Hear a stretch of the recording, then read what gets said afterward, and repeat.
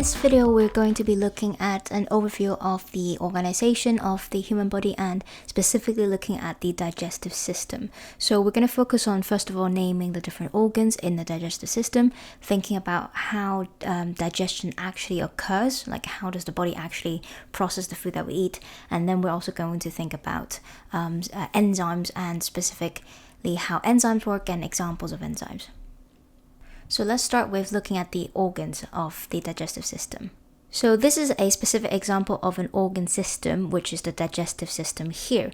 So remember that actually what we call an organ system is made up of multiple different organs, and there's an organization to it. So let's start with the smallest unit of life or living things will be about cells. And when you've got a group of cells all working together for the same function, we call that a tissue. So we've got different types of tissues like epithelial tissues, glandular tissues, and muscular tissues, which we can see in a lot of different organs.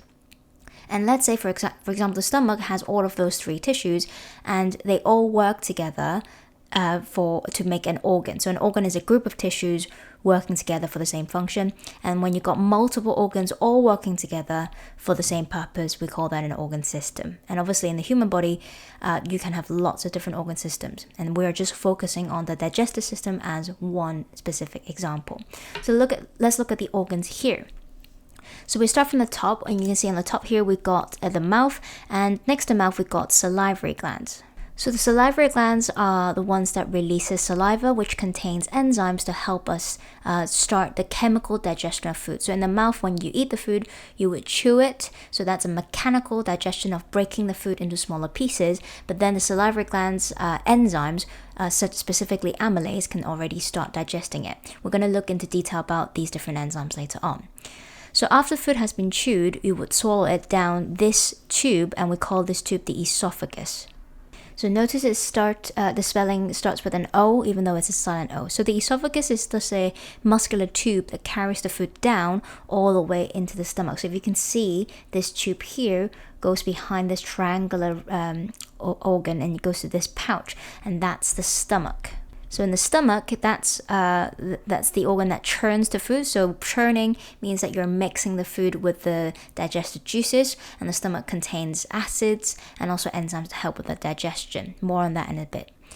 And after that, the stomach, after it churns the food and mixes the food with the juices, is going to pass down into this bunch this bunch here, which is actually an organ called the small intestine. So the small intestine, you can see it's kind of very convoluted, it's very much wrapped and stuffed inside in the middle of it. It's actually really, really long, and it's got ways, there are different adaptations that allows us to do its function really well. So the small intestine is the main place where the food can be further digested, and any nutrients from the food will be absorbed into the blood. And afterwards, the remaining food will enter the large intestine, which is this area surrounding the small intestine. And the main function of the large intestine is to absorb any water from the food, and that's the key job there. And afterwards, any undigested food would go to this area here, and we call this rectum, which stores the feces, which is the scientific name for poo. So it stores the feces, and then it goes out through the anus, which is when you release the feces, excrete the feces out of your body. So those are the undigested food. So another way to think of digestion is kind of like this. So imagine your body is kind of like a round cylinder, like this. And inside the cylinder, you've got a tunnel. So it's kind of passing through down to the base of the cylinder, like that. And all the food that we eat is kind of going into this particular tunnel. And as it goes through the tunnel, it's going to be broken down. And any chemicals, like nutrients, is going to leave the tunnel into the cylinder itself. So it's kind of like when the food goes through the digestive system, and as we digest it, all the nutrients get absorbed into the body, into the bloodstream. So that's kind of a way to visualize digestion, which is all of this structure here. Now, there are three other organs that you can see there are also in this diagram here that support digestion by releasing chemicals that help with it. So we're going to look at this one now. So this triangular one, this one is called the liver.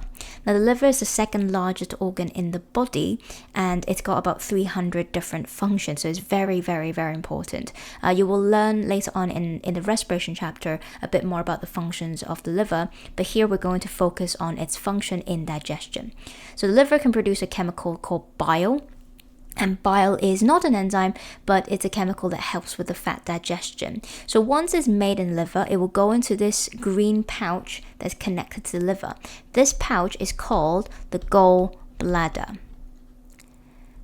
Now the gallbladder stores the bile because your body may not necessarily need the bile immediately, so it's going to be stored in that gallbladder and it's going to be released. You can see there's a green sort of tube there, and it's kind of hidden behind these organs. But if you need bile, it will be released from the gallbladder, goes through the green bit, and it goes into the small intestine to help with the fat digestion. Now on the other hand, this one here, there's a yellow sort of leaf like structure here that is kind of sitting just behind the stomach. This is called the pancreas. Now the pancreas is a very important organ because it actually creates all of the digestive enzymes that are needed in the digestion of food. So there are three main digestive enzymes you need to know, which is for digesting proteins, carbohydrates, and also lipids, which is fat.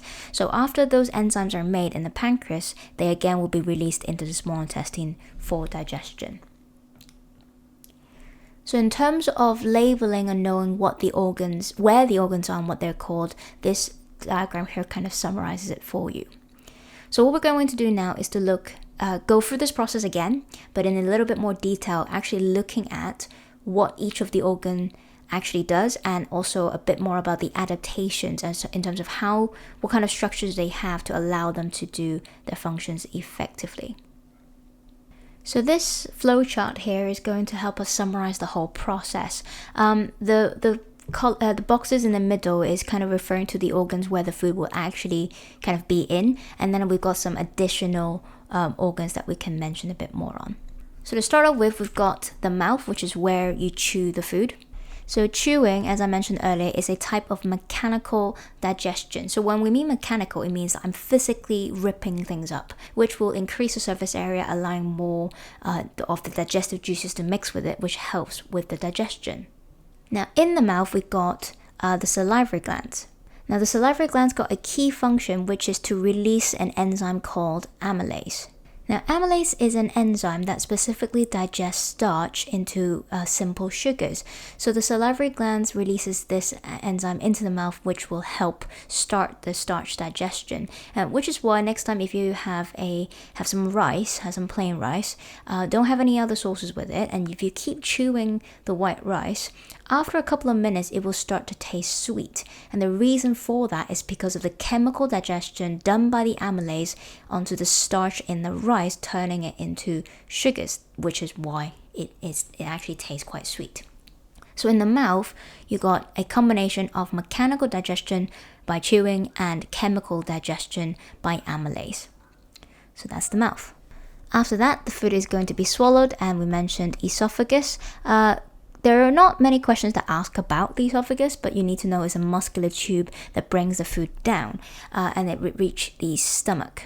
Now, in the stomach, again, similar to the mouth, they can do a mixture of mechanical and chemical digestion. So I mentioned this word earlier, the stomach churns the food. So what we mean by that is that as the muscular tissues in the stomach would be contracting and relaxing and kind of mixing up the food and breaking and try to grind it down to even smaller bits, and again, increasing the surface area for more chemical digestion, but also mixes the stomach juices and the enzymes with the food. So again, exposing the food to more of the digestive juices. Another really important thing that happens here is the chemical digestion, which is where the pepsin, a protease, will digest proteins.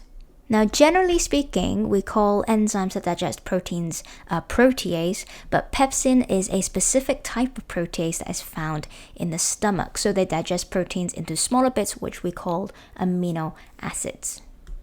This pepsin is actually different compared to the other proteases that you'll see in all the other organs. And the reason for that is that the stomach works in a very acidic condition. The stomach acid, which we often refer to, is actually hydrochloric acid, which is a very, very strong acid that we can even use in the labs. The stomach acid, or the hydrochloric acid, has a pH level of 2, so it's very, very acidic. But this is essential for several reasons.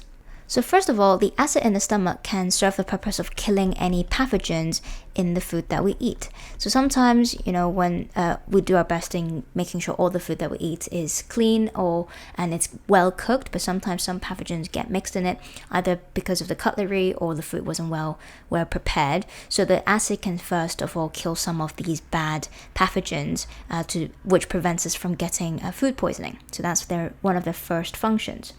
But secondly, and another really important function that gets asked a lot in exams, is that the acid provides an optimum pH for pepsin to work. So the pepsin only works at a pH of 2, and the hydrochloric acid provides this. If pepsin enters anywhere else in the body, it would almost instantly denature, and we'll talk a bit more about denature later on, but it will be destroyed, and it will not be able to actually function or to break down any more proteins. So that's why it's really important that the stomach hydrochloric acid is there for these two purposes. And after that, the food is going to go from the stomach into the small intestine. And the small intestine is probably one of the busiest organ in this whole system. It does two things. It first digests the food with more enzymes, and then after that, it's going to absorb all the smaller molecules, the nutrients from the food into the bloodstream. So let's start with digesting food. As we mentioned earlier, we've got amylase from the small salivary glands, and we've got pepsin in the stomach. These are what we call enzymes, and enzymes are proteins that help speed up chemical reactions inside a cell or in the body. So the small intestine has loads of this as well, and all of the enzymes in the small intestine actually comes from the pancreas. It can produce the 3 digestive enzymes, which are amylase, protease, and lipase.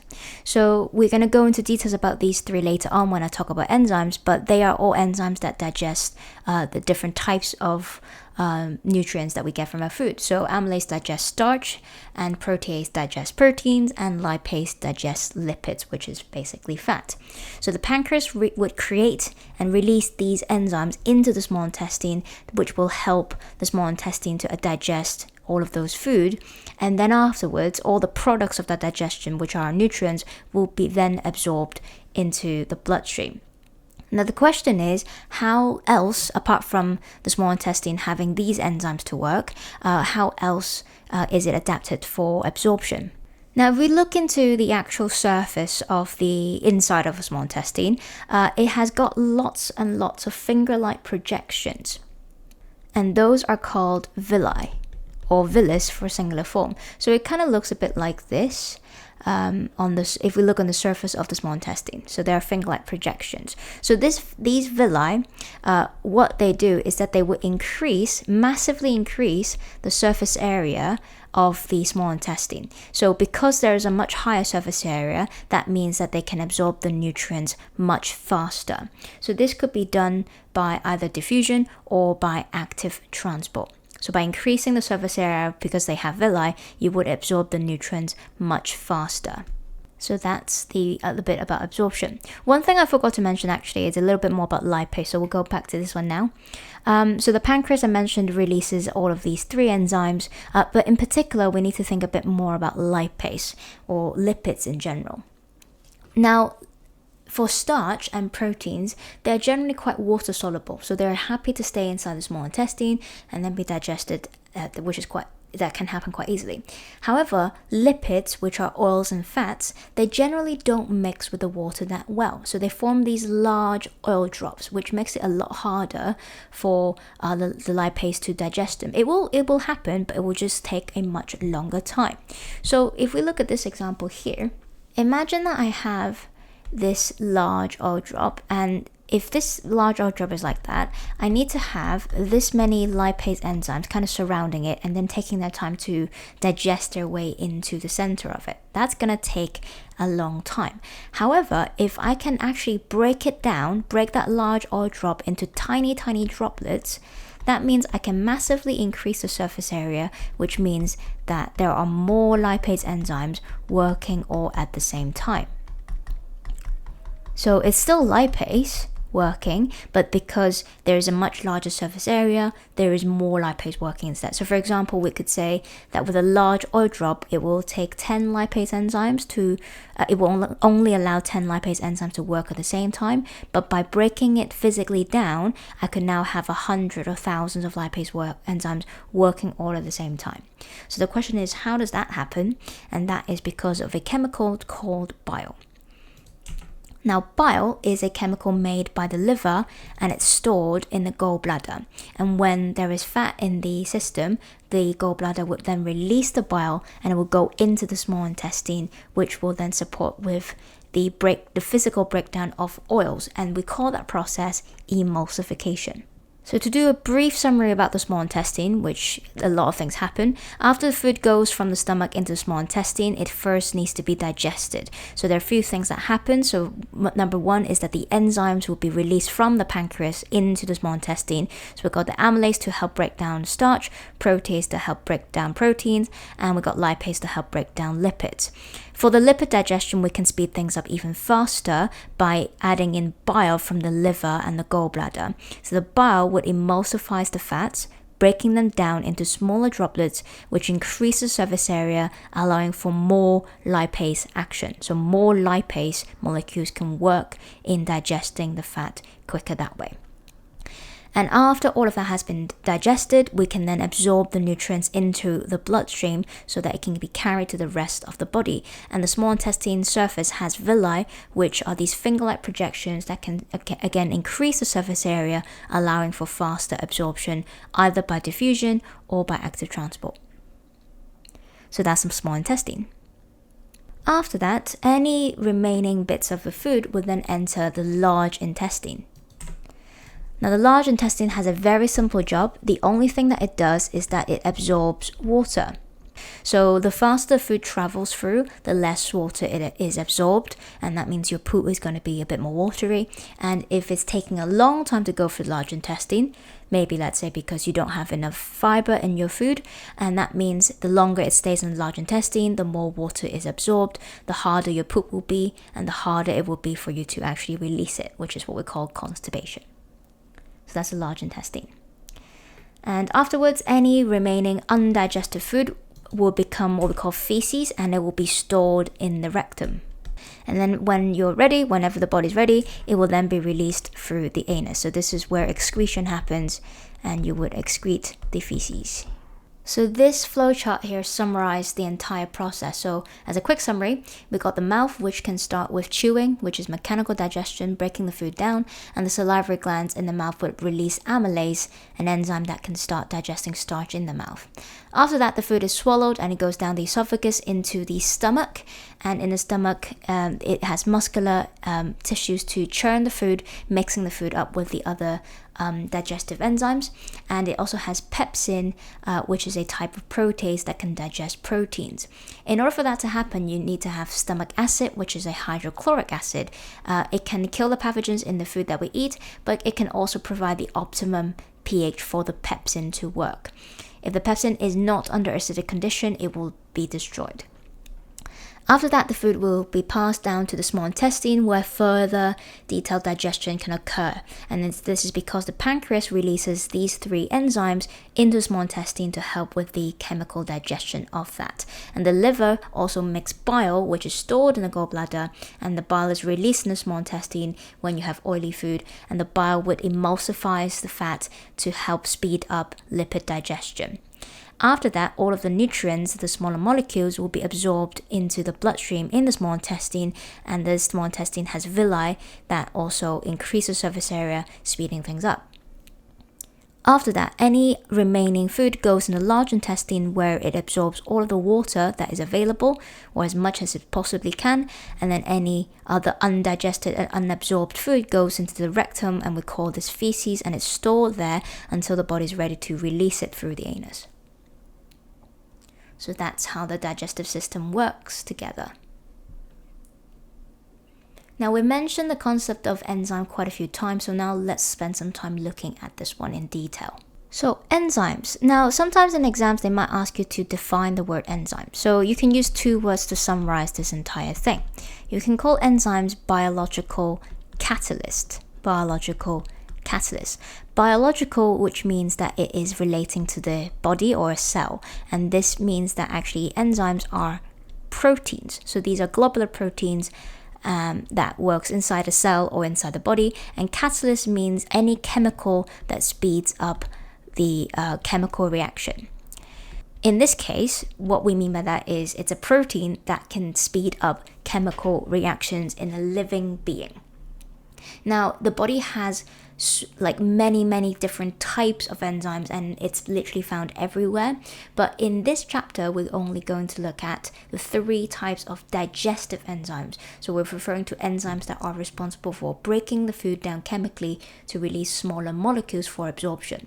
There are other enzymes that are capable of building things up instead of breaking them down, or to even convert things from one form to another. So it very much depends on the enzyme that we're looking at in different scenarios to describe what it does.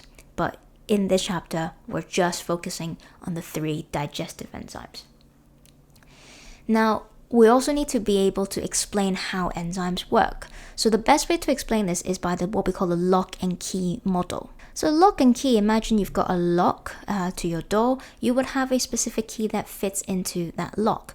That same key is unlikely to fit into another door unless it's a master key, which we know it's in some places. For now, we're going to assume that that key is specific to that just one single lock or one door. It's the same for enzymes. Imagine I've got an enzyme that looks a little bit like this. So it's got kind of an E shape. Yeah. Now, in this case, we've got on the enzyme, there is a part where the chemical, or we call the substrate, would bind to. So this layer here is what we call the active site. The active site. So the active site has got a very specific shape. That means only a chemical that has the opposite shape can fit in, kind of like a jigsaw puzzle. So for example, a chemical that might fit into that will be something that looks a bit like this. That, you can see, could fit into the active site shape. Now we call this chemical the substrate. So we say each enzyme has its own specific substrate.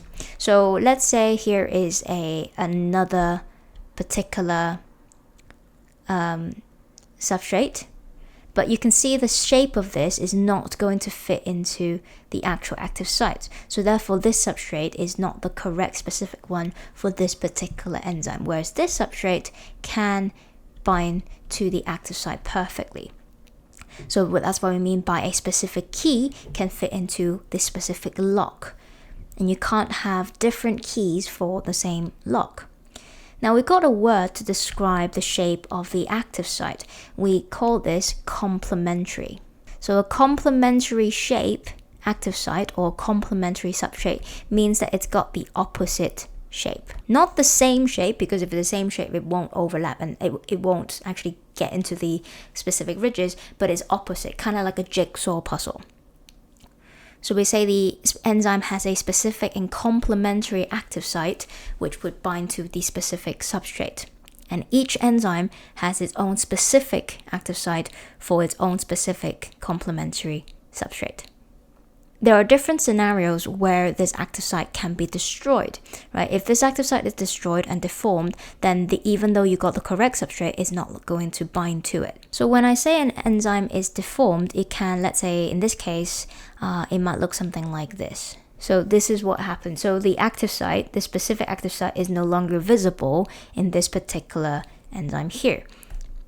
We now say that this enzyme is denatured. So this means the active site shape is lost or is deformed. it's no longer complementary to the substrate. So what are some of the scenarios that can cause the active site or the enzyme to go from that state to a denatured state? There are two possible ways that this can happen. Number one is that the temperature is way too high. So if the temperature is way too high, the enzymes will be kind of moving around very quickly. Even the atoms will be vibrating much quicker than before. And if that's the case, it might break some of the bonds that form that shape. So too high of a temperature could cause the enzyme to denature. The other possible reason is that the enzyme is in a completely wrong pH. So for example, if an enzyme that works best at pH 7, like the amylase in the mouth, and if it goes to the stomach, which has a pH 2, then that amylase enzyme would then denature. It's got the wrong bonds and in the wrong pH. Similarly, the pepsin enzyme in the stomach, which works best at pH 2, once it gets passed into the small intestine, which has an alkali environment, that enzyme is also going to denature, right? And vice versa, if any of the small intestine enzymes go back into the stomach for whatever reason, they will also denature. So that's why the bile, apart from to emulsify the fat, can also neutralize the acid from the stomach. And that is to ensure none of the enzymes are going to be denatured in the essential places. So if it's the temperature too high or if it's a wrong pH, it can cause the enzyme to denature. Finally, we're going to look at the 3 examples of digestive enzymes that you need to know in this particular chapter. So let's start with starch, which is a form of complex carbohydrate. Now, starch can be digested by amylase, which then turns into simple sugars. Another nutrient that we eat as well is proteins, and the proteins can be digested by protease. And this time it's going to make a smaller molecule called amino acids. There are about 20 different types of these amino acids, and the combination of these different amino acids can form all of the proteins that we have in every single living being, right? And the protease would break down the protein into these individual bits. Obviously, when we absorb the amino acids, we can reform them and reorganize them into making our own proteins. Finally, we got lipid, which is the scientific term for fats and oils, and lipids can be digested by the enzyme lipase. And lipids are actually made up of 2 parts. It's made up of a part called glycerol, which is what we call an organic alcohol, and it's also made up with fatty acids as well. So to summarize the enzyme bit, enzymes are biological catalysts. So these are proteins that speeds up chemical reactions inside the body. And they work by a mechanism called lock and key, which specifically describes that the enzyme has an active site that is complementary to the substrate. So the shape is opposite, which means that it works in a very specific way. And if the enzyme is in the wrong condition, for example, if it's too hot or if it's in the wrong pH, then the enzyme can lose its active site shape, which we then call that it is denatured. And that means it's no longer complementary and it will no longer work. And there are 3 specific examples of enzymes that we need to know in digestion, which is amylase, protease, and lipase. And you can see what can be produced through their digestion. So coming back to the digestive system, you can see how all of these enzymes are working in different places. In reality, you need to know a bit more about where those enzymes are made and used, because, for example, the stomach can also produce the protease, and the small intestine can also produce some of these enzymes, even though it's mainly coming from the pancreas. So in detail, please make sure that you do review your own notes and when you're revising this topic. So this is the overview of the digestive system.